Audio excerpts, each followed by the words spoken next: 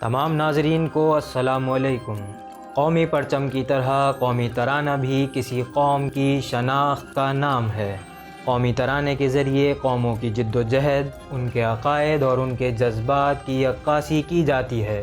پاکستان کا بھی ایک قومی ترانہ ہے، اور آج کی داستان میں ہم آپ کو پاکستان کے قومی ترانے کی تاریخ اور اس کی تخلیق کے بارے میں بتائیں گے۔ ویڈیو شروع کرنے سے پہلے آپ سے گزارش ہے کہ ہمارے چینل داستان میڈیا کو سبسکرائب کریں اور بیل کے آئیکن پر کلک کریں تاکہ آپ بروقت مفید اور معلوماتی ویڈیوز سے آگاہ ہو سکیں۔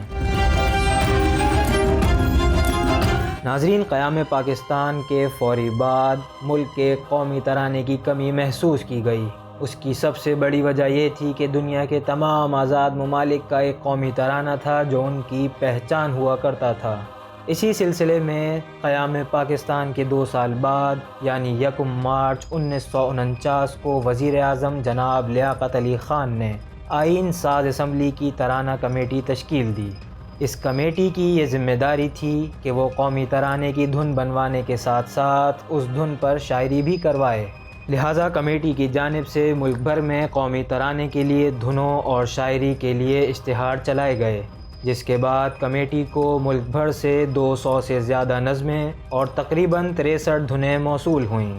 ان تمام دھنوں میں سے ملک کے مشہور اور منجھے ہوئے موسیقار اور کمپوزر احمد غلام علی چاغلہ، جنہیں احمد جی چاغلہ بھی کہا جاتا ہے، کی دھن کو قومی ترانے کی دھن کے طور پر منتخب کیا گیا۔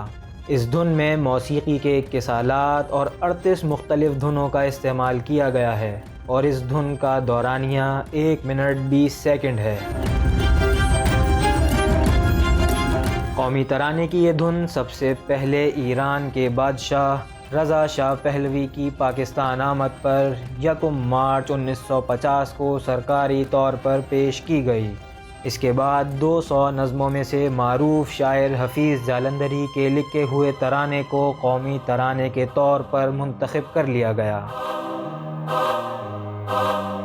ناظرین، پاکستان کا یہ قومی ترانہ فارسی زبان میں ہے اور اس میں اردو زبان کا استعمال ہونے والا واحد لفظ کا ہے۔ پاکستان کا قومی ترانہ 13 اگست 1954 کو اختیار کیا گیا اور اسی تاریخ کو سب سے پہلی بار ریڈیو پاکستان سے نشر بھی کیا گیا۔ پاکستان کا قومی ترانہ اس وقت کے مشہور گلوکاروں نے پڑھا، جن میں زوار حسین، اختر عباس، رشیدہ بیگم، نجم آرا، شمیم بانو، نسیمہ شاہین، احمد رشدی، غلام دستگیر، کوکب جہاں، انور ظہیر اور اختر وسیع علی شامل ہیں۔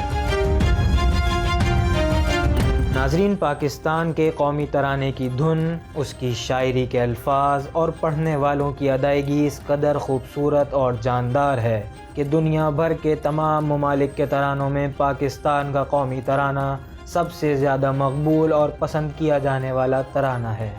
یہ تھی ہماری آج کی داستان۔ ہمارے کمنٹ سیکشن میں ہمیں بتائیے کہ آپ کو ہماری ویڈیوز کیسی لگیں۔ اگلی ویڈیو تک کے لیے السلام علیکم۔